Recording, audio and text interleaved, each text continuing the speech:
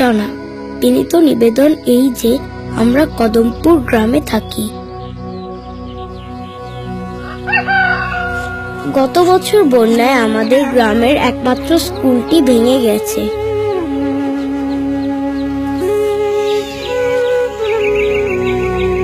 তারপর থেকে আমরা অনেক কষ্ট করে ৫-৬ কিলোমিটার দূরে জেলা সদর স্কুলে যাই।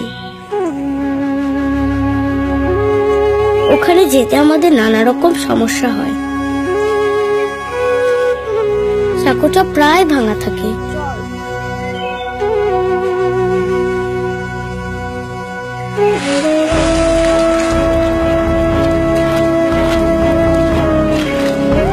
আবার নদী পার হওয়ার জন্য খেয়া নৌকা পাওয়া যায় না ঠিক মতো।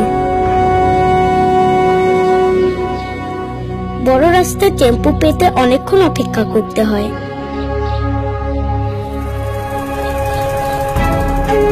প্রতিদিন স্কুলে পৌঁছতে তাই দুপুর হয়ে যায়। আমাদের পক্ষে এভাবে পড়াশোনা করা আর সম্ভব হচ্ছে না। কিন্তু আমরা তো পৃথিবীটাকে জানতে চাই, পড়ালেখা করে বড় মানুষ হতে চাই। অতএব কর্তৃপক্ষের কাছে বিনীত আবেদন, আমাদের সমস্যাগুলো বিবেচনা করে গ্রামের স্কুলটি মেরামত করে দেবেন। নিবেদক, কদমপুর গ্রামের ছাত্রছাত্রীবৃন্দ।